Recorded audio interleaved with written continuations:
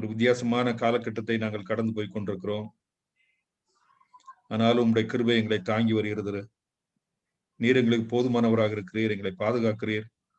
நாங்கள் நன்றியோடு உண்மை துதிக்கிறோம், ஸ்தோத்திரிக்கிறோம், பணிந்து கொள்கிறோம்.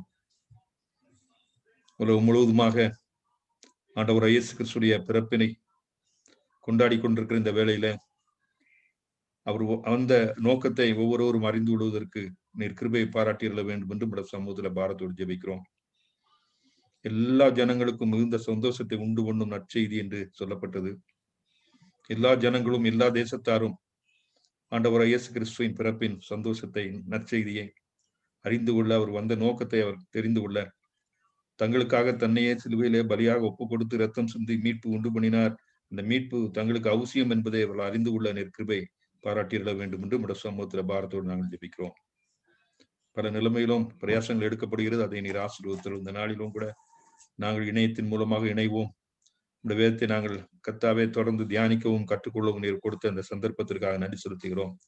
ஒரு மைக்கேல் ஜெயபாலனை நீர் கிருபையா நீர் பலப்படுத்தவும், ஆவியான ஒரு ஆளுகை செய்யட்டும். கர்த்தாவே இந்த வேலையை நீர் பொறுப்படுத்து ஒவ்வொருவருக்கும் இது ஆசீர்வாதமாக்கி தர வேண்டும் என்று ஆண்டவரும் மீட்பரும் அருமுறைச்சோருமான இயேசு கிறிஸ்துவில் ஏற்பட்ட நாமத்திலே கெஞ்சி மன்றாடி கேட்டுக்கொள்கிறோம் அன்பின் பரமபிதாவே. ஆமென். நம்ம இப்போ செய்திக்குள்ளாக கடந்து செல்லலாம். சகோதரர் மைக்கேல் ஜெயபால். இயேசு கிறிஸ்துவின் நாமத்திலே நான் உங்களை எல்லாரையும் நான் வாழ்த்துகிறேன். நம்ம மறுபடியுமாக ஒரு செய்தியை நாம் பார்க்கத்தக்கதாக கர்த்தர் நமக்கு கிருபை தந்திருக்கிறார். இந்த நாளிலே நாம் எபிரேயர் நிருபத்தினுடைய ஒரு புதிய பகுதிக்குள்ளாக நாம போக போகிறோம்.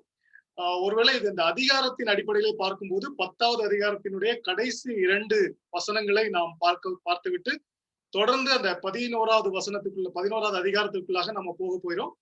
இந்த பகுதி எல்லாருக்கும் நன்றாக தெரிந்த ஒரு பகுதி. ஒருவேளை எபிரேயர் நிருபம் என்று சொன்ன உடனே இந்த எபிரேயர் 11 விசுவாசத்தை பற்றிய அதிகாரம் என்று சொல்லி எல்லாருக்குமே தெரிந்திருக்கும். விசுவாச வீரர்களின் பட்டியல் என்று சொல்லி அதை அடிக்கடி சொல்லுவது உண்டு. நம்ம இந்த பகுதியை பத்தி பார்க்க போகிறோம். இந்த பகுதியை ஒருவேளை நம்ம யோசிக்கும் போது விசுவாசம் என்கிறதான தலைப்பிலே நாம் தொடர்ந்து இந்த அதிகாரத்தினுடைய காரியங்களை நாம் கற்றுக்கொள்ளலாம். இந்த நாளிலே நாம் அந்த 10வது அதிகாரம் 38வது வசனத்திலிருந்து ஆரம்பித்து 11வது அதிகாரம் 3வது வசனம் வரைக்கும் உள்ள பகுதியை நம்முடைய தியானத்துக்காக நம்ம எடுத்துக்கொள்ளலாம். முதலாவதாக இந்த வசனங்களை நான் வாசித்து விடுகிறேன். அதற்கு பின்பதாக அது பற்றிய அதை கற்றுக்கொள்வதற்கு நாம் முயற்சி செய்யலாம். எபிரேயர் 10:38 விசுவாசத்தினாலே நீதிமான் பிழைப்பான், பின்வாங்கி போவானால் அவன் மேல் என் ஆத்துமா பிரியமாயிராது என்கிறார். நாமோ கெட்டு போக பின்வாங்குகிறவர்களாய் இராமல் ஆத்துமா ஈடேற விசுவாசிக்கிறவர்களாய் இருக்கிறோம். விசுவாசமானது நம்பப்படுகிறவைகளின் உறுதியும் காணப்படாதவைகளின் நிச்சயமுமாய் இருக்கிறது. அதனாலே முன்னோர்கள் நற்சாட்சி பெற்றார்கள். விசுவாசத்தினாலே நாம் உலகங்கள் தேவனுடைய வார்த்தையினால் உண்டாக்கப்பட்டதென்றும் இவ்விதமாய் காணப்படுகிறவைகள் தோன்றப்படுகிறவைகளால் உண்டாகவில்லை என்றும் அறிந்திருக்கிறோம். இந்த பகுதியில நம்ம என்ன கற்றுக்கொள்ளலாம் என்று சொல்லி பார்த்தால், இந்த 10வது அதிகாரம் வரைக்கும் இந்த எபிரேயர் நிருபத்தை எழுதினவர் அநேக அந்த டாக்ட்ரினல் அப்படின்னு சொல்லுவாங்களே அந்த கோட்பாடுகள் குறித்ததான பல காரியங்களை அவர் பேசிக்கொண்டே வந்தார். முக்கியமாக அவர் என்ன சொன்னார் அப்படின்னா, இந்த கடைசி நாட்களிலே இயேசு கிறிஸ்துவின் மூலமாக தன்னுடைய குமாரனின் மூலமாக கடைசியாக இந்த செய்தி, இந்த காஸ்பல் நமக்கு வெளிப்படுத்தப்பட்டிருக்கிறது. அதை தொடர்ந்து இந்த இயேசு கிறிஸ்து எப்படிப்பட்டவர், எப்படி விசேஷித்தவர், எல்லா காரியங்களிலும் பழைய ஏற்பாட்டுல சொல்லப்பட்ட எல்லா காரியங்களிலும் எப்படி விசேஷித்தவர் அப்படிங்கிறத அப்படியே சொல்லிட்டே வந்தாரு. 10வது அதிகாரம் 18வது வசனம் வரைக்கும் நம்ம அதை பார்த்தோம். அதுக்கு பின்னால நம்ம என்ன பார்த்தோம் அப்படின்னா, இவ்வளவு சத்தியத்தை நம்ம கேட்டதுக்கு பின்னால நம்ம ஏதாவது ஒரு ரெஸ்பாண்ட் பண்ணணும். பாசிட்டிவாவோ நெகட்டிவாவோ ஒரு ரெஸ்பாண்ட் பண்ணணும். அந்த பாசிட்டிவ் ரெஸ்பான்ஸ் எப்படி இருக்கும், நெகட்டிவ் ரெஸ்பான்ஸ் எப்படி இருக்கும், அதுக்கான வார்னிங்ஸ், இந்த ஒருவேளை அந்த நெகட்டிவ் ரெஸ்பான்ஸ் எடுக்கிறவங்களுக்கு என்ன வார்னிங் அப்படிங்கிறத பத்தினா நம்ம பல காரியங்களை நம்ம 10வது அதிகாரத்துல பார்த்தோம். இப்போது நம்ம ஒரு டாபிக்குள்ள நம்ம மாறி போக போகிறோம். அந்த டாபிக் என்னன்னு கேட்டாச்சுன்னா, விசுவாசத்தை குறித்ததான ஒரு பகுதி வருகிறது.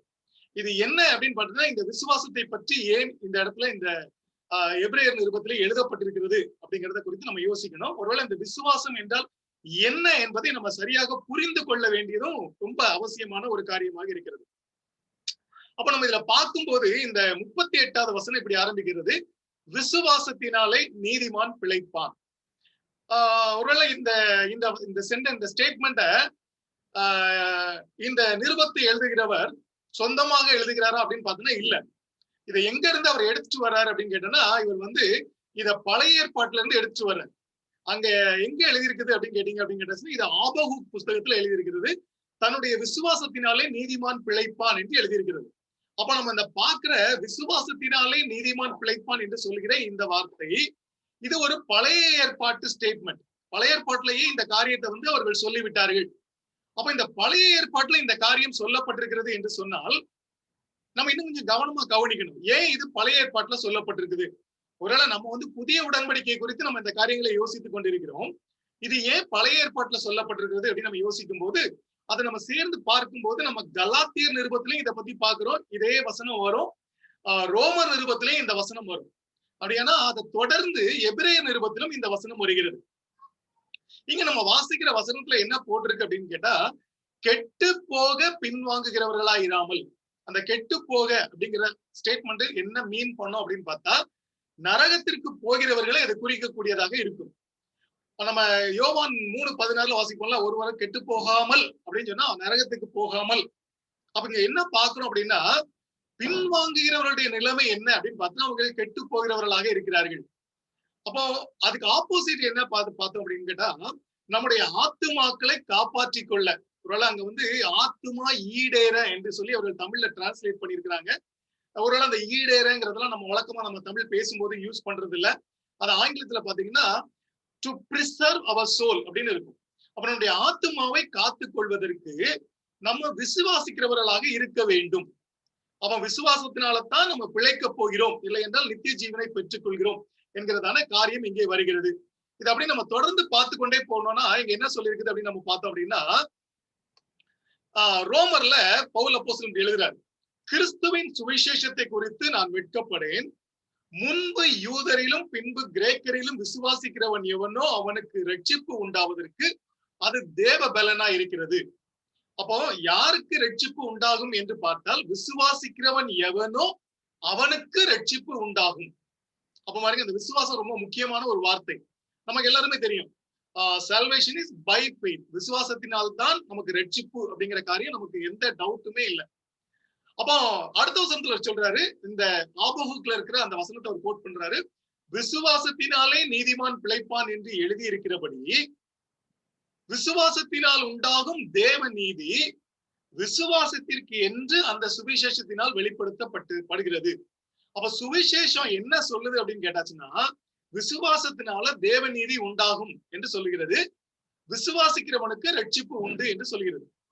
அப்ப நம்ம இவ்வளவு நேரம் ஒருவேளை இந்த எபிரேய நிருபத்துல நம்ம வாஸ்த சத்தியங்கள் எல்லாம் கேட்டது மட்டும் போதாது, கேட்ட சத்தியத்தை நாம் என்ன செய்ய வேண்டும் என்று சொன்னால் விசுவாசிக்க வேண்டும். அதைத்தான் அந்த நிருபத்தை எழுதுகிறவர் அவர் எழுதுகிறார். கலாத்தியர்லயும் பவுல் அப்போஸ்தலன் என்ன எழுதுறாருன்னு கேட்டா, நியாய பிரமாணத்தினாலே ஒருவனும் அந்த வார்த்தையை கவனிச்சுக்கோங்க, தேவனிடத்தில் நீதிமான் ஆகிறதில்லை என்பது வெளியரங்கமா இருக்கிறது. அப்படின்னா அது சீக்ரெட் இல்ல, ரொம்ப பப்ளிக் ஓப்பன் ஸ்டேட்மெண்ட். என்ன அப்படின்னா, நியாய பிரமாணத்தினால யாரும் நீதிமானாக மாற மாட்டார்கள். அப்ப எப்படி மாறுவாங்க அப்படின்னு கேட்டா, விசுவாசத்தினாலே நீதிமான் பிழைப்பான் என்று எழுதி இருக்கிறது. எங்க எழுதி இருக்குது? ஆபகுக்ல எழுதி இருக்குது. நியாய பிரமாணமோ விசுவாசத்திற்குரியதல்ல, அவைகளை செய்கிற மனுஷனே அவைகளால் பிழைப்பான். இதுங்க ஒரு கவனிக்க வேண்டிய விஷயம் என்னன்னா, விசுவாசத்திற்குரியதல்ல அப்படின்னு சொல்லிட்டாங்க, அப்புறம் அவைகளை செய்கிற மனுஷனே அவைகளால் பிழைப்பான். அப்போ அங்க ஒரு பாசிபிலிட்டி இருக்கு. என்னது? செஞ்சா பிழைக்கலாம், அப்படி ஒரு பாசிபிலிட்டி இருக்குது. இதை அப்படியே நம்ம வச்சுட்டு இந்த கருத்தை நம்ம தொடர்ந்து யோசிக்கலாம். நம்ம அடிக்கடி பேசுகிற வார்த்தை என்னன்னு கேட்டோம்னா, salvation is by faith and faith alone. விசுவாசத்தினால் மட்டுமே ரட்சிப்பு. ஒருவேளை அந்த ஒரு 5 பாயிண்ட் சொல்லுவாங்க, அதுல அந்த விசுவாசத்தினால் மட்டுமே ரட்சிப்பு என்பது ஒரு முக்கியமான ஒரு கருத்து. ஓகே, அப்போ நம்ம இங்க எபிரேயர்ல நம்ம என்ன வாசிக்கிறோம் அப்படின்னா, நம்ம எப்படி ரட்சிக்கப்பட்டோம் அப்படின்னு கேட்டா, நம்ம கிருபையினாலே விசுவாசத்தை கொண்டு ரட்சிக்கப்பட்டீர்கள். இதுதான் ரட்சிப்புக்கு ரொம்ப அழகான பொருத்தமான புதிய ஏற்பாட்டுல நம்ம வாசிக்கக்கூடிய ஒரு காரியம். நம்ம எப்படி ரட்சிக்கப்பட்டோம் அப்படின்னு கேட்டா, கிரியைகளினாலே நம்ம ரட்சிக்கப்படவில்லை, நம்ம கிருபையினாலே, கிருபை தேவன் நமக்கு தந்த அந்த இலவசமான கிருபையினாலே விசுவாசத்தை கொண்டு ரட்சிக்கப்பட்டோம். அப்போ 2 காரியம் அங்க ரொம்ப முக்கியம். ஒண்ணு வந்து தேவனுடைய கிருபை, இன்னொன்னு நம்முடைய பகுதியில இருந்து ஒரு விசுவாசம் தேவைப்படுகிறது. நம்ம ரட்சிக்கப்பட்டோம். இந்த ரட்சிக்கப்படுவதற்கு நம்ம என்ன பண்ணணும் அப்படின்னு கேட்டா, இது நம்மளால் உண்டானது அல்ல. அப்படின்னா நம்முடைய கிரியைகளினாலே, நம்முடைய முயற்சியினாலே கிடைத்த ஒன்று அல்ல. இது தேவனுடைய ஈவு. ஈவுன்னா கிஃப்ட். அவர் நமக்கு இலவசமாக பரிசாக தந்த ஒன்றுதான் இந்த ரட்சிப்பு அப்படின்னு நம்ம வந்து பாக்குறோம். அதை சொல்லிட்டு அவர் தொடர்ந்து சொல்றாரு, ஒருவரும் பெருமை பாராட்டாதபடிக்கு இது கிரியைகளினால் உண்டானதல்ல. அப்ப எந்த கிரியையினாலும் இது உண்டானதல்ல அப்படின்னு சொல்லியிருக்கிறார். ஒருவேளை இதுக்கு முன்னால நம்ம வாஸ்த வசனத்தை பாத்தீங்கன்னா, நியாய பிரமாணத்தை பத்தி பேசும்போது அதை செய்கிறவன் பிழைப்பான் அப்படின்னு சொல்லியிருந்தாங்க. அது ஏன் அப்படி சொன்னாங்க அப்படிங்கிற காரியத்தை நம்ம மனதுல வச்சுக்குவோம், அதை யோசிக்கலாம். இப்ப நம்ம எபிரேயருக்கு வந்துட்டோம் அப்படின்னு கேட்டாச்சுன்னா, எபிரேயர் நிருபத்துல அநேக வசனங்கள் இதை குறித்து நம்ம பார்க்கலாம். அதுல ஒரு முக்கியமான வசனம் என்னன்னு கேட்டீங்கன்னா, எபிரேயர் 3:18 இந்த விதமாக எழுதியிருக்கிறது, என்னுடைய இளைப்பாறுதலில் பிரவேசிப்பதில்லை என்று அவர் யாரை குறித்து ஆணையிட்டார்? கீழ்ப்படியாதவர்களை குறித்து அல்லவா? ஆதலால் அவிசுவாசத்தினாலே அவர்கள் அதில் பிரவேசிக்க கூடாமற் போனார்கள் என்று பார்க்கிறோம். அதனால இந்த வசனத்தை நம்ம 3வது அதிகாரம் படிக்கும்போது நம்ம யோசித்தோம். இதுல பாருங்க, கீழ்ப்படியாதவர்களை குறித்து என்னுடைய இளைப்பாறுதல் அவர்கள் பிரவேசிப்பதில்லை என்று அவர் ஆணையிட்டார் அப்படின்னு சொன்னா, கீழ்ப்படியாமையினாலே அவர்கள் அதில் பிரவேசிக்க கூடாமற் போனார்கள் என்று பார்க்கிறோம் என்று எழுதியிருந்தால் அது ரொம்ப சிம்பிள் லாஜிக். ஆனா இங்க என்ன எழுதியிருக்குன்னா, அவர்கள் அவிசுவாசத்தினாலே அதில் பிரவேசிக்க கூடாமற் போனார்கள் என்று பார்க்கிறோம். இந்த ரெண்டையும் ஏதோ ஒரு கேப் போடுற மாதிரி தெரியும். ஆனா நீங்க பாத்தீங்க அப்படின்னு கேட்டாச்சுன்னா, விசுவாசமும் கீழ்ப்படிதலும் ஒன்றாக இணைந்து செல்லும், அவிசுவாசமும் கீழ்ப்படியாமையும் ஒன்றாக இணைந்து செல்லும். அப்ப அவங்க ஏன் கீழ்ப்படியாதவர்களாக இருந்தார்கள் என்று சொல்லி நம்ம பார்த்தோம் அப்படின்னா, ஆராய்ச்சி செய்து பார்த்தோம்னா, அவர்கள் கீழ்ப்படியாமல் இருந்ததற்கு அடிப்படை காரணம் அவர்களுடைய அவிசுவாசம். அப்ப அவங்க ஏன் பிரவேசிக்க கூடாமற் போயிட்டுன்னு கேட்டா, அவங்க கீழ்ப்படியாமையினாலதான் அவங்க பிரவேசிக்க கூடாமற் போயிட்டு. ஆனா அந்த கீழ்ப்படியாமைக்கு அடிப்படை காரணம் என்று என்னவென்று கேட்டால் அவிசுவாசம். அப்ப விசுவாசம் இருந்திருந்தால் அவர்கள் என்ன பண்ணிருப்பாங்க அப்படின்னா, கீழ்ப்படிந்திருப்பார்கள் என்று சொல்லி இந்த வசனத்திலிருந்து நம்ம புரிந்து கொள்ள முடியும். அது அப்படியே தொடர்ந்து அந்த 3:18 தொடர்ந்து வரக்கூடிய வசனங்கள் அப்படியே நம்ம வாசிச்சுட்டு வரும்போது, 4வது அதிகாரத்துல இப்படி சொல்லி இருக்குது, சுவிசேஷம் அவர்களுக்கு அறிவிக்கப்பட்டது போல நமக்கும் அறிவிக்கப்பட்டது. இதே நம்ம 4வது அதிகாரம் படிக்கும்போது நம்ம யோசித்தோம், ஏன் சுவிசேஷம் அப்படிங்கிற வார்த்தையை இங்க சொல்லி இருக்குது. ஒருவேளை நம்ம புதிய ஏற்பாட்டுல நம்ம சுவிசேஷம் அப்படிங்கிற ஒரு வார்த்தையை அடிக்கடி நம்ம பயன்படுத்துவோம். ஆனால் இங்கே சொல்லப்பட்டது வந்து பழைய ஏற்பாட்டில் உள்ள இஸ்ரவேலர்களை பத்தி சொல்லும் போது சுவிசேஷம் அவர்களுக்கு அறிவிக்கப்பட்டது போல என்று சொல்லப்பட்டிருக்கிறது. அப்ப அவங்களுக்கு அறிவிக்கப்பட்டது சுவிசேஷம் அப்படிதான் அங்க சொல்லி இருக்குது. ஆனா என்ன சொல்றாங்க அப்படின்னா, கேட்டவர்கள் விசுவாசம் இல்லாமல் கேட்டபடியினாலே அவர்கள் கேட்ட வசனம் அவர்களுக்கு பிரயோஜனப்படவில்லை. இது கொஞ்சம் நம்ம யோசிக்க வேண்டிய விஷயம். எப்படி பழைய ஏற்பாட்டுல ஒரு சுவிசேஷம் அறிவிக்கப்பட்டிருக்கும், பழைய ஏற்பாட்டுல ஏன் விசுவாசத்தை பத்தி பேசி இருக்கு? அங்க நியாயப்பிரமாணம் தானே கொடுக்கப்பட்டுச்சு. பலிகள், சடங்காச்சாரங்கள், ஆராதனை ஒழுங்குகள் அதெல்லாம் அவங்க நிறைவேற்ற வேண்டும். பண்டிகைகள், இப்படிதான் நிறைய காரியங்களை அவங்க செய்ய வேண்டும். இங்க ஏன் அவங்க விசுவாசம் இல்லாமல் கேட்டார்கள் என்று சொல்லி இருக்கிறது. அது தொடர்ந்து அவர் சொல்றாரு, விசுவாசித்தவர்களாகிய நாமோ அந்த இளைப்பாறுதலில் பிரவேசிக்கிறோம். அப்ப இங்க ஒரு கான்ட்ராஸ்ட் காமிச்சிட்டே வர்றாரு. என்ன கான்ட்ராஸ்ட் காமிச்சிட்டு வர்றாரு அப்படின்னா, கீழ்ப்படியாதவர்கள், விசுவாசம் இல்லாதவர்கள். விசுவாசம் இல்லாம கேட்டபடினால அவங்களுக்கு பயன் இல்லாம போயிருச்சு. நம்ம விசுவாசித்தவர்கள், அதனால நம்ம வந்து என்ன பண்றோம்னா இளைப்பாறுதலில் பிரவேசிக்கிறோம் அப்படின்னு இவர் சொல்றாரு. சரி, இப்போ ஒரு பாயிண்ட்ல இதை நிறுத்திட்டு நம்ம ஒரு காரியத்தை யோசிக்க வேண்டும். அந்த காரியம் என்னன்னு கேட்டீங்க அப்படின்னா, இது அடிக்கடி அநேகர் கேட்கக்கூடிய கேள்வி. ஆனா இந்த கேள்விக்கு எல்லா நேரத்திலையும் சரியான ஒரு பதில சொல்லியிருக்காங்களா அப்படின்னு கேட்டாச்சுன்னா இல்ல அப்படின்னு நான் சொல்வேன். ஏன்னா இது அநேக கிறிஸ்தவர்களுக்கு இருக்கக்கூடிய ஒரு கேள்வி. இந்த கேள்வி என்னன்னு கேட்டீங்கன்னா, பழைய ஏற்பாட்டு பரிசுத்தவான்கள் எப்படி ரட்சிக்கப்படுவார்கள் இல்லைன்னா ரட்சிக்கப்பட்டார்கள்? இது வந்து தெளிவில்லாத ஒரு காரியமாக இருக்கிறது. ஒருவேளை இந்த காரியத்தை கொஞ்சம் நல்லா யோசித்து பார்த்தோம் அப்படின்னா நமக்கு வந்து பைபிள் வந்து இன்னும் கொஞ்சம் தெளிவாக புரிய ஆரம்பிக்கும். அதனாலதான் இந்த கேள்விக்கு வர்றேன். ஒருவேளை பழைய ஏற்பாட்டு பரிசுத்தவான்கள் எப்படி ரட்சிக்கப்படுவார்கள் இல்லைன்னா ரட்சிக்கப்பட்டார்கள் அப்படின்னு நம்ம கேட்டாச்சுன்னா அதுக்கு பதில் ஒரே வார்த்தையில வந்துச்சுன்னா அது விசுவாசத்தினால்தான் பழைய ஏற்பாட்டு பரிசுத்தவான்கள் ரட்சிக்கப்பட்டார்கள். அதுதான் அவங்களுக்கு கொடுக்கப்பட்ட ஒரு முறை. அப்ப நல்லா அப்படியே யோசித்து பார்த்தேன் அப்படின்னா, விசுவாசத்தினால ஒருத்தர் ரட்சிக்கப்படுறாரு அப்படின்னா ஆட்டோமேட்டிக்கா அது கூட சேர்ந்து வர வேண்டிய இன்னொரு காரியம் கிருபை. அப்போ பழைய ஏற்பாட்டில் எப்படி ரட்சிக்கப்பட்டார்கள் அப்படின்னு கேட்டா ஒரே மெத்தட் தான். புதிய ஏற்பாட்டுல நம்ம எப்படி ரட்சிக்கப்படுகிறோம்? கிருபையினாலே விசுவாசத்தை கொண்டு ரட்சிக்கப்படுகிறோம். அப்படின்னா பழைய ஏற்பாட்டுல எப்படி ரட்சிக்கப்பட்டாங்க அப்படின்னு நம்ம கேள்வி கேட்டா, பழைய ஏற்பாட்டிலையும் அவங்களும் விசுவாசத்தினாலதான் ரட்சிக்கப்பட்டாங்க. அப்படின்னா அவங்களும் தேவ கிருபையினால விசுவாசத்தினாலதான் அவங்க ரட்சிக்கப்பட்டாங்களே ஒழிய கிரியையினால யாருமே ரட்சிக்கப்படல. முழு உலகத்திலையும் பழைய ஏற்பாட்டுல இருந்து ஆரம்பித்து புதிய ஏற்பாட்டு வரைக்கும், ஜெனிசிஸ்ல ஆரம்பிச்சு ரெவலேஷன் வரைக்கும் யாரும் கிரியைகளினால் ரட்சிக்கப்படவில்லை. அதுதான் அடிப்படை சத்தியம், பைபிள் சொல்ற சத்தியம். ஒருவேளை நம்ம நியாயப்பிரமாணத்தெல்லாம் பார்த்துட்டு அவங்க செஞ்சாங்க, அப்படி செஞ்சாங்க, இப்படி செஞ்சாங்க அப்படிலாம் நல்ல நிறைய காரியங்களை நம்ம பேசி விட்டாலும் கூட, எப்படி ரட்சிக்கப்பட்டார்கள் என்கிற ஒரு காரியத்தை நம்ம அடிப்படை ஆராய்ச்சி பண்ணுனா பைபிள் என்ன சொல்லுதுன்னா, விசுவாசம் என்பதுதான் ஆதியாகமத்திலிருந்து வெளிப்படுத்தல் வரைக்கும். ஒருவேளை பாவம் என்ன அப்படின்னு நம்ம ஒரு கேள்வி கேட்டாச்சுன்னா அதுக்கு எங்க வரும் அப்படின்னு கேட்டாச்சுன்னா, ஆதியாகமத்தில் மனிதனுடைய வீழ்ச்சியை பற்றி நம்ம பார்த்தா, தேவன் மேல் இருந்த விசுவாசத்தை ஆதாமும் ஏவாளும் விட்டு அந்த சர்ப்பம் அவர்களை வஞ்சித்த போது அவங்க சர்ப்பத்தை நம்பினார்கள். தேவனை அவிசுவாசத்திற்குள்ளும் சாத்தானை நம்பி விசுவாசிக்கவும் செய்தார்கள். அப்போ பாவம் என்பது எங்கே ஆரம்பித்தது என்றால் அவிசுவாசத்தில் தான் ஆரம்பித்தது. விசுவாசத்தினால் வராத யாவும் பாவமே என்று சொல்லி பைபிள் சொல்லுது. அப்போ விசுவாசம்தான் ரட்சிப்புக்கு அடிப்படையாக அமைந்ததை ஒழிய எந்த காலகட்டமாக இருந்தாலும் அதை தவிர வேற எந்த பாசிபிலிட்டியுமே இல்லை. அப்ப நம்ம என்ன புரிஞ்சுக்கலாம் அப்படின்னு கேட்டாச்சுன்னா, நியாயப்பிரமாண காலத்துல நியாயப்பிரமாணம் தானே கொடுக்கப்பட்டிருந்துச்சு. அந்த நியாயப்பிரமாணத்தை அவங்க ஒழுங்கா நிறைவேற்றினால் அவங்க ரட்சிக்கப்படுவாங்க அப்படின்னு தானே நம்ம புரிந்து கொள்கிறோம். ஆனா உண்மை என்னவென்று சொன்னால், நியாயப்பிரமாண காலத்திலும் விசுவாசம் என்ற ஒன்றுதான் தேவையாக இருந்தது.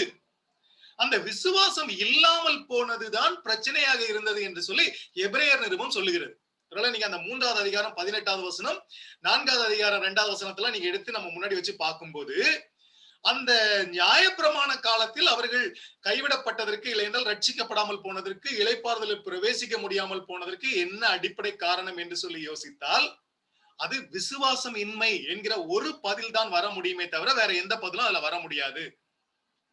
அப்போ அவர்கள் நியாயப்பிரமாணத்தின் கிரியைகளை நிறைவேற்றி இருந்தால் என்ன நடந்திருக்கும்? ரட்சிக்கப்பட்டு இருப்பார்கள். என்ன சொல்றேன் அப்படின்னா, அந்த ரெண்டு கான்செப்ட் நீங்க அப்படி நல்லா புரிஞ்சுக்கோங்க. நியாயப்பிரமாணத்தினுடைய கிரியைகளை முழுவதும் அவர்கள் செய்திருந்தால் அவர்கள் ரட்சிக்கப்பட்டு இருப்பார்கள். அது என்பது உண்மை. எவ்வளவுன்னு கேட்டீங்கன்னா, நியாயப்பிரமாணத்துல சொல்லப்பட்ட காரியங்களை 100% ஒரு மனிதன் செய்து முடித்து விட்டால் அவன் ரட்சிக்கப்படுவான்.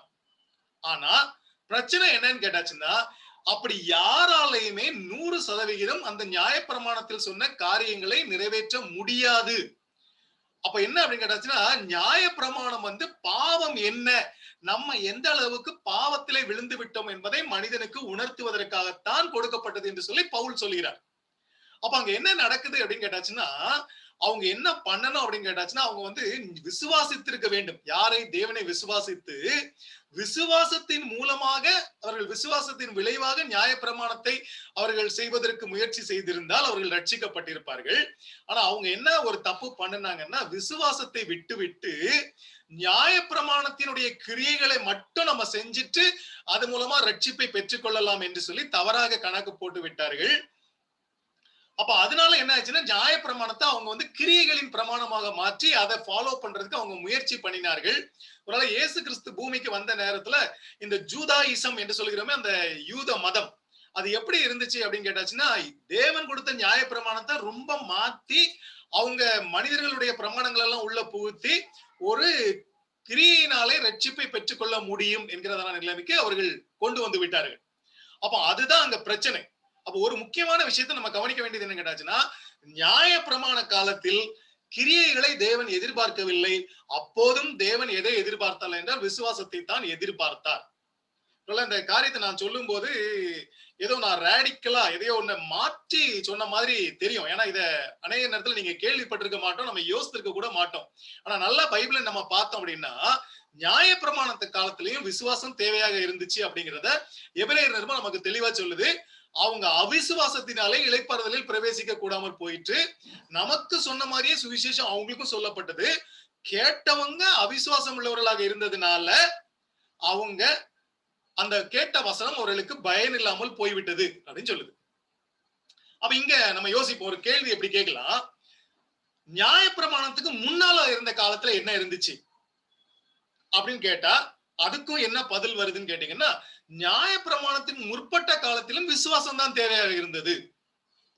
நம்ம என்ன நினைச்சிட்டு இருக்கோம்னா, விசுவாசம் வந்து புதிய ஏற்பாட்டுக்கு தான் அப்படின்னு நம்ம நினைக்கிறோம். இல்ல, நியாயப்பிரமாணம், அந்த விசுவாசம் தான் பைபிள் முழுசுமே வருது. அப்ப நியாயப்பிரமாண காலத்திலும் விசுவாசம் தேவையாக இருந்தது, நியாயப்பிரமாண காலத்திற்கு முற்பட்ட காலத்திலும் விசுவாசம் தேவையாக இருந்தது. இதை நானா சொல்றேன்னா இல்லைன்னா பைபிள் அப்படி சொல்லுதா அப்படிங்கறத தான் நம்ம இன்னைக்கு பார்க்க போறோம். அப்போ விசுவாசத்தினால ஒருத்தர் ரட்சிக்கப்படுறான் அப்படின்னா, அந்த விசுவாசத்து கூட என்ன வரணும் அப்படின்னா தேவனுடைய கிருபை வரணும். அப்ப கிருபையினால்தான் பழைய ஏற்பாட்டிலும் ரட்சிக்கப்பட்டார்கள், புதிய ஏற்பாட்டிலும் ரட்சிக்கப்பட்டார்கள். அந்த கிருபையை நம்ம எப்படி பெற்றுக்கொள்ள முடியும் என்றால் விசுவாசம் உள்ளவர்களாக இருப்பதனால இந்த கிருபையை நம்ம பெற்றுக்கொள்ள முடியும். அப்படின்னா ஆபேல் காலத்திலிருந்து இல்ல, ஆரம்ப காலத்திலிருந்து எடுத்துக்குவோம், எல்லாருமே கிருபையினாலே விசுவாசத்தை கொண்டுதான் ரட்சிக்கப்பட்டார்கள். இப்ப அப்படி ஒரு கேள்வி நம்ம நிறுத்திக்கலாமே, ஆபேல் ரட்சிக்கப்பட்டாரா? ஆமா அப்படின்னு நம்ம பதில் சொன்னோம். ஏன்னா ஆபேலை பத்தி அவர் நீதிமானாக எண்ணப்பட்டார் அப்படின்னு நம்ம வசனத்துல நம்ம வாசிக்கிறோம். அப்போ ஆபேல் வந்து ஆபேலுடைய ரத்தம் அவரை நீதிமான் என்று சொல்லி பைபிள் கூப்பிடுது அப்படின்னு கேட்டாச்சுன்னா, ஆபேல் வந்து ரட்சிக்கப்பட்டவராக இருந்தால்தான் அவரை நீதிமான் என்று சொல்ல முடியும். ஆபேலுடைய காலத்துல நியாயப்பிரமாணம் இருந்துச்சுன்னா இல்ல. எப்போ நியாயப்பிரமாணம் கொடுக்கப்பட்டுச்சு? மோசையுடைய காலத்துலதான் கொடுக்கப்பட்டுச்சு. அப்போ மோசைக்கு முன்னால இருந்த எல்லாருமே நியாயப்பிரமாணம் இல்லாத ஒரு காலத்தில் வாழ்ந்தார்கள். அந்த காலத்துல வாழ்ந்த ஆபேல் ரட்சிக்கப்பட்டாரா அப்படின்னா, நம்ம ரட்சிக்கப்பட்டார் என்பதற்கு பைபிள் ஆதாரம் இருக்கு. ஏன்னா ஆபேலை நீதிமான் என்று பைபிள் அழைக்கிறது. சரி, இந்த ஆபேல் எப்படி ரட்சிக்கப்பட்டார்? அவர் என்ன செஞ்சு ரட்சிக்கப்பட்டார்? இல்லைன்னா தேவன் எந்த அடிப்படையில இந்த ஆபேலை ரட்சித்தார்? என்ன ஆபேல் கிரியைகளினால ரட்சிக்கப்பட்டாரா இல்ல வேற எதுனால ரட்சிக்கப்பட்டாரா? இந்த கேள்வி அப்படி கொஞ்ச நேரம் யோசிங்க. அப்படி நம்ம யோசிக்குமா அப்படி நோவா பத்தி யோசிப்போம். நோவா பத்தி யோசிக்கும் போது நோவா கிரியைகளினாலே ரட்சிக்கப்பட்டாரா இல்ல விசுவாசத்தினாலே ரட்சிக்கப்பட்டாரா? அப்படி நம்ம பழைய ஏற்பாட்டுல இருக்கிற எல்லா வீரர்களையுமே எடுத்துட்டு வருவோம். நம்ம 11வது அதிகாரம் நமக்கு என்ன சொல்லுது அப்படின்னா ஒரு பெரிய பட்டியலை தருது. அந்த பட்டியல் யாரு எல்லாருமே யாருன்னு கேட்டா பழைய ஏற்பாட்டினுடைய நீதிமான்கள். அவ இந்த பழைய ஏற்பாட்டினுடைய நீதிமான்கள் எல்லாருமே எதினாலே ரட்சிக்கப்பட்டார்கள் என்று சொல்லி பார்த்தா 11வது அதிகாரம் என்ன சொல்லுதுன்னா விசுவாசத்தினாலே விசுவாசத்தினாலே விசுவாசத்தினாலே என்று சொல்வதை நம்ம வாசிக்க முடியும். அப்ப இதுல இருந்து நமக்கு என்ன தெரியுது? விசுவாசத்தினாலதான் ஆபேலும் ரட்சிக்கப்பட்டாரு, விசுவாசத்தினாலதான் நோவாவும் ரட்சிக்கப்பட்டாரு, விசுவாசத்தினாலதான் ஏனோக்கும் ரட்சிக்கப்பட்டாரு. அப்ப நீதிமானாக மாற்றப்பட்ட எல்லாருமே விசுவாசத்தினாலதான் மாற்றப்பட்டாங்க அப்படிங்கறதான் பைபிள் சொல்லுது. அவ யாராவது கிரியைகளினாலே ரட்சிக்கப்பட்டார்கள் அப்படி யாராவது ஒருத்தர் இருக்காரான்னு கேட்டா பவுல் ரொம்ப அழகா சொல்றாரு, நியாயப்பிரமாணத்தின் கிரியைகளினாலே ஒருத்தரும் ஒருவராகிலும் நீதிமான் ஆக்கப்படவில்லை. அப்ப நமக்கு உடனே ஆட்டோமேட்டிக்கா நமக்கு என்ன தெரியும்னா விசுவாசத்தினாலதான் ஆதியாகமத்துல இருந்து ஆரம்பிச்சு கடைசி வரைக்கும் இயேசு கிறிஸ்துவினுடைய வருகை வரைக்கும் ரட்சிக்கப்படுகிற எல்லாருமே விசுவாசத்தினால் தான் ரட்சிக்கப்பட முடியும். அப்ப நல்லா பாத்துக்கிட்டோம்னா நமக்கு ரொம்ப ரொம்ப முக்கியமான ஒரு வார்த்தை, நம்முடைய பைபிள்ல இருக்கிற ஒரு முக்கியமான வார்த்தை இந்த விசுவாசம். அப்போ விசுவாசம் என்பதை நம்ம வந்து சரியாக புரிந்து கொள்ள வேண்டியது ரொம்ப ரொம்ப அவசியமான ஒரு காரியம். ஏன்னு கேட்டா இந்த விசுவாசம் அப்படிங்கிறதுக்கு செக்குலரா, அதாவது பைபிளுக்கு வெளியில இருந்து நம்ம ஒரு டெபினிஷனை கொடுத்துட்டு அதை நம்பினால் நம்ம வந்து ஏமாந்து போய் விடுவோம். அப்போ பைபிள்ல அதுக்கு என்ன டெபினிஷன் கொடுத்திருக்குது அப்படின்னு நம்ம வந்து பார்க்க வேண்டியது இருக்கிறது. அந்த ஸ்கிரீன்ல நீங்க பாத்தீங்க அப்படின்னா நான் வந்து அந்த 11வது அதிகாரத்தினுடைய முதல் வசனத்தை போட்டிருக்கேன். அதுல ஒரு முக்கியமான ஒரு காரியத்தை பாத்தீங்கன்னா அந்த டெபினிஷனை முதல் 2 லைனை விட்டுருங்க, கடைசி லைனை பாருங்க.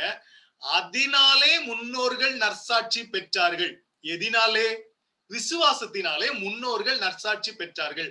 முன்னோர்கள்னா யாரு? பழைய ஏற்பாட்டு பரிசுத்தவான்கள். அப்போ பழைய ஏற்பாட்டு பரிசுத்தவான்கள் நற்சாட்சி பெற்றார்கள் அப்படிங்கறத ஆங்கிலத்துல சொன்னா they are approved by God. தேவன் எதினாலே அவர்களை ஏற்றுக்கொண்டார், அப்ரூவ் பண்ணாரு அப்படின்னு கேள்வி கேட்டா விசுவாசத்தினாலே. அதான் அந்த 11வது அதிகாரத்துல சொல்லப்பட்டிருக்கிற முக்கியமான ஒரு காரியம். அப்போ விசுவாசத்தினால்தான் இவர்கள் எல்லாரும் நீதிமான்கள் ஆக்கப்பட்டார்கள், விசுவாசத்தினால்தான் இவர்கள் எல்லாரும் தேவனிடத்திலே நற்சாட்சி பெற்றார்கள். நீங்க தொடர்ந்து அப்படியே பார்த்துட்டே போனா விசுவாசம் இல்லாமல் தேவனுக்கு பிரியமா இருப்பது கூடாத காரியம். அப்ப தேவனுக்கு பிரியமாக இருக்க வேண்டும் என்றால் விசுவாசம் தேவை. அப்ப விசுவாசம் ஒரு அடிப்படையான காரியம். இந்த அடிப்படையான காரியத்தை நம்ம சரியாக புரிந்து கொள்ளாவிட்டால் தவறு நடந்துவிடும். ஒருவேளை இன்னைக்கு நடக்கிற ஒரு பிரச்சனையை அவங்க முன்னாடி எப்படி கொண்டு வந்துட்டு இந்த வசனத்துக்குள்ள போலாம். என்ன அப்படின்னு கேட்டாச்சுன்னா, இந்த சுகமளிக்கும் கூட்டங்கள், அற்புதங்களை செய்கிறவர்கள் எல்லாம் நீ விசுவாசித்தால் என்கிற வார்த்தையை அடிக்கடி யூஸ் பண்ணுவாங்க. ஒருவேளை சுவிசேஷத்துல இருந்து அவங்க கோட் பண்ணுவாங்க, நீ விசுவாசித்தால் தேவனுடைய மகிமையை காண்பாய், நீ விசுவாசிச்சா உனக்கு சோகமாயிரும், நீ விசுவாசிச்சா உனக்கு நடக்கும், விசுவாசிங்க பிரதர்ன்னு சொல்லுவாங்க. அந்த விசுவாசம் என்பது ரொம்ப தப்பாக பயன்படுத்தப்படுகிறது. என்ன அப்படின்னு கேட்டா, நீங்க விசுவாசிச்சா அது நடக்கும், விசுவாசத்தோட ஜெபம் பண்ணா நடக்கும், உனக்கு தேவை விசுவாசம். ஆனா விசுவாசம்னா என்ன? அதுதான் அங்க இவங்க என்ன டெபினிஷன் கொடுப்பாங்க அப்படின்னு நீங்க பாத்தீங்கன்னா, ஸ்ட்ராங் பிலீஃப். நீ சந்தேகப்படாம அப்படி யோசிக்கணும். ஏன்னா பைபிள்ல இருந்து அப்படி சில வசனங்கள் எடுத்துக்குவாங்க. எவ்வளவு வேணும் சந்தேகம் இல்லாமல் அவன் விசுவாசித்தால் நடக்கும்னு யாக்கோபுல ஒரு வசனம் வரும்.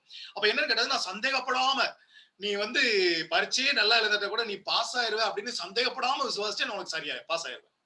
அப்ப என்ன அப்படின்னு கேட்டாச்சுன்னா, விசுவாசம் என்பது நீ நான் நம்புறது அப்படின்னு அவங்க சொல்லி தர்றாங்க. இதுதான் இன்னைக்கு பாப்புலரா கிறிஸ்டியன்ஸ் மத்தியில இருக்கக்கூடிய விசுவாசம் என்பதற்கான ஒரு டெபினிஷனா இருக்கு. ஒருவேளை இத பைபிள்ல இருந்து அவங்க தவறாக எடுத்து விலக்கி விட்டார்கள். ஏன்னா ஒரு இயேசு கிறிஸ்து அந்த அந்த ஒரு பையனை சோமாக்குறதுக்கு முன்னாடி அந்த மறுரூப மலையில இருந்து இறங்கி வரும்போது அவன்கிட்ட நீ விசுவாசிக்கிறான்னு கேட்பாரு. அவன் என்னுடைய விசுவாசம் நீங்கும்படி எனக்கு உதவி செய்யும் கேட்பான். இந்த வசங்கள்லாம் எடுக்கும்போது அவனோட விசுவாசம் குறைவா இருக்கு, விசுவாசம் கூடணும், ஏன்னா சீஷர்கள் கூட எங்களுடைய விசுவாசத்தை வர்த்திக்க பண்ணும் இப்படிலாம் வருது. அந்த விசுவாசம்னா என்ன அப்படின்னா, is it only a belief, நம்மளா யோசித்துக் கொள்கிற ஒரு நம்பிக்கையா அப்படின்னு கேட்டா இல்ல. இந்த வசனம் என்ன சொல்லுதுன்னா, விசுவாசமானது நம்பப்படுகிறவைகளின் உறுதியும் காணப்படாதவைகளின் நிச்சயமுமா இருக்கிறது. ஒருவேளை இது தமிழ்ல எந்த அளவுக்கு நமக்கு அர்த்தத்தை கம்யூனிகேட் பண்ணுது அப்படின்னு எனக்கு தெரியல. அவங்க ஒரு நல்ல டிரான்ஸ்லேஷன் தான் பண்ணிருக்கிறாங்க. ஆனா நமக்கு இது வாஸ்து பழகி போச்சோ இல்ல நமக்கு அது டெபினிஷன் எப்படி புரியுதோ அப்படின்னு தெரியல. ஆங்கில வேதங்கள்லாம் அப்படி எடுத்து ஒண்ணுன்னா பார்த்தா கேஜேவில the substance அப்படின்னு கொடுத்திருப்பாங்க. அதாவது substance of what we hope, நம்முடைய நம்பிக்கைகளினுடைய சப்ஸ்டன்ஸ். அந்த சப்ஸ்டன்ஸ்ங்கிறதுக்கு திரும்ப அதுக்கு அர்த்தம் பார்க்கணும், ஏன்னா அதை நம்ம வித்தியாசமாக நம்ம அதை பயன்படுத்துவோம். அண்ட் கான்ஃபிடன்ஸ் அப்படிங்கிற ஒரு வேர்டை யூஸ் பண்ணுவாங்க. வெவ்வேறு டிரான்ஸ்லேஷன் பார்த்தா அஷூரன்ஸ், கான்ஃபிடன்ஸ் அப்படின்லாம் நிறைய வார்த்தைகள்லாம் இருக்கும். இப்ப இங்க பார்க்கும்போது நம்ம என்ன புரிந்து கொள்ள வேண்டும் என்று சொன்னால், இங்கே நம்பப்படுகிறவைகள் காணப்படாதவைகள் என்று சொல்லி ரெண்டு காரியங்களை சொல்லியிருக்காங்க. இப்ப இந்த ரெண்டு காரியங்களுக்கு நானா சொந்தமா ஒரு டெபினிஷனை கொடுக்க போனா, இல்ல நானா விளக்க போனா நான் கண்டிப்பா தப்பா எண்டப் ஆயிடுவேன்.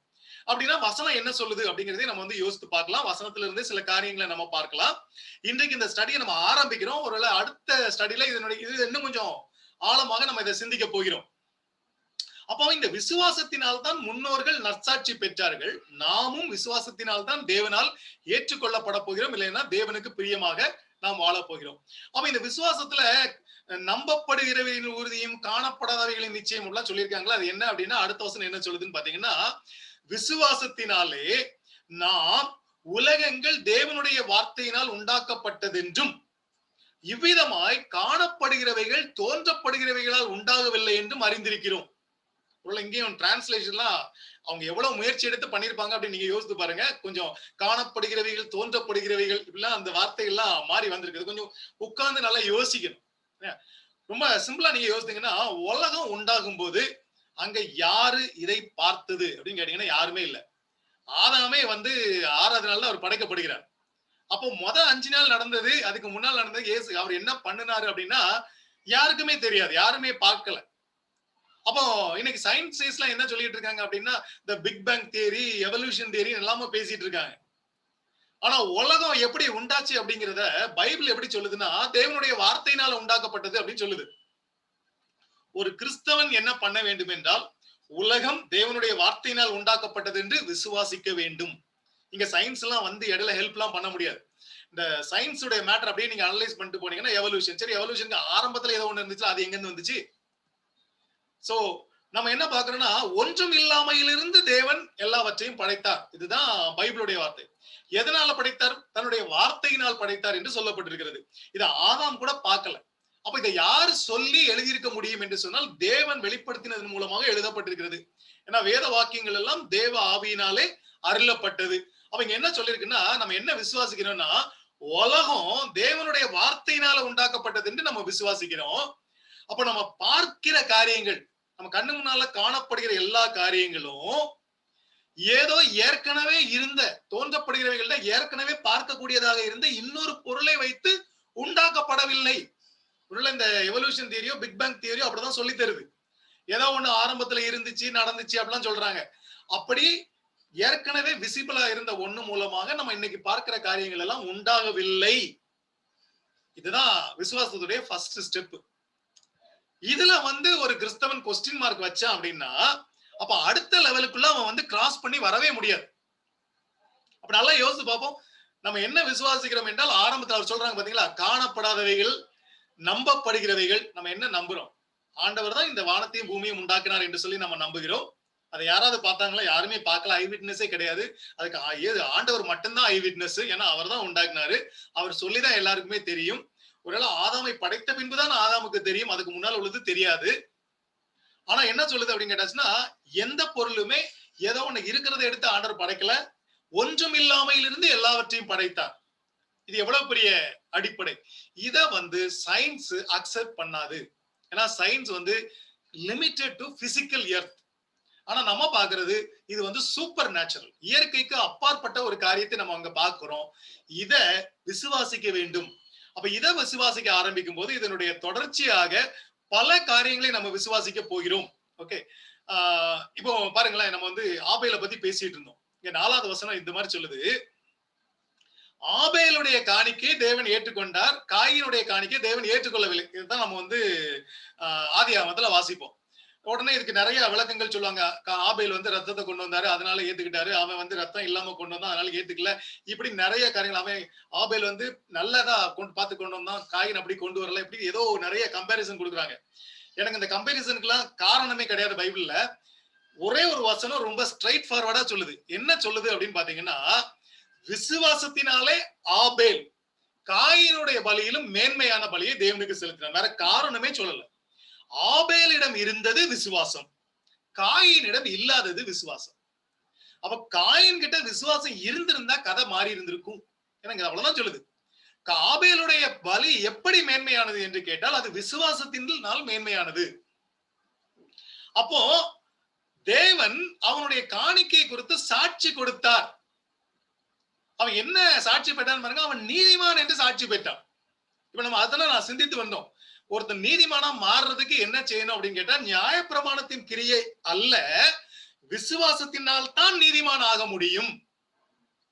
அது ஆரம்பத்துல இருந்து வர்ற முதல் விட்னஸ் யாருன்னு கேட்டீங்கன்னா ஆபேல். ஆபேல் எப்படி நீதிமானாக மாறினார் என்று சொன்னால், அவர் விசுவாசத்தினாலே மாறினார். நான் வேற எங்கேயுமே போக முடியாது, வேற எந்த டெபினிஷனும் அவருடைய பலியை பத்தி நம்ம பேச முடியாது. விசுவாசத்தினாலே. ஒருவேளை இந்த அதிகாரத்தை நம்ம தொடர்ந்து படிக்க போகிறோம். இந்த விசுவாசம் என்கிற வார்த்தையை குறித்து அநேக காரியங்களை நம்ம கற்றுக்கொள்ள போகிறோம். ஆரம்பம் நமக்கு இப்படிதான் வருது. ஆபேல் ஏன் நீதிமானாக மாறினார் என்று கேட்டால், இல்லை என்றால் ஆபேல் எப்படி ரட்சிக்கப்பட்டார் என்று கேட்டால், விசுவாசத்தினாலே ரட்சிக்கப்பட்டார் என்று நம்ம சொல்ல முடியும். ஓகே, நமக்கு ஜெபம் பண்றதுக்கு டைம் வேணும். அதனால நான் இந்த இடத்துல இந்த பைபிள் ஸ்டடியை நிறுத்திக்கிறேன். தொடர்ந்து நீங்க யோசிங்க. நான் சொன்னதுல யாருக்காவது வித்தியாசமான கருத்துக்கள் இருந்தால் தயவு செய்து நீங்க எனக்கு தெரியப்படுத்துங்கள். ஏனென்றால் நம்ம கொஞ்சம் இந்த பகுதியை கொஞ்சம் ஆழமாக நம்ம கற்றுக்கொள்ள வேண்டியது அவசியமாக இருக்கிறது. அதனால உங்களுடைய கேள்விகளை நான் எதிர்பார்க்கிறேன். ஏதாவது உங்களுக்கு நான் சொல்றதுல கான்ட்ராடிக்ஷன் வந்தாலும், கேள்விகள் வந்தாலும், அதாவது எதிர்மறை எண்ணங்களோ கேள்விகளோ வந்தால் தயவு செய்து எனக்கு கொஞ்சம் அதை இன்ஃபார்ம் பண்ணுங்க. நம்ம அடுத்த சைட்ல அதை பத்தி கவர் பண்ணுவோம். நான் இப்போ அங்கிள் கையில ஹேண்ட் ஓவர் பண்றேன். ஜோமணி முடிச்சிடலாம்.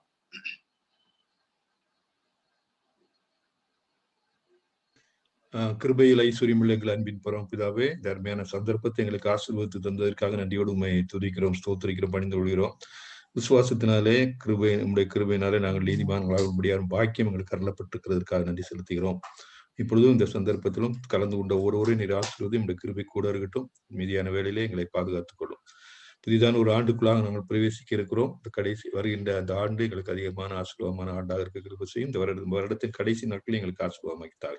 ஆண்டவரும் மீட்பர் அருமரட்சருமான இயேசு கிறிஸ்துவின் ஏற்பட்ட நாமத்திலே கெஞ்சி மன்றாடி கேட்டுக்கொள்கிறோம். அன்பின் பரமபிதாவே. ஆமென்.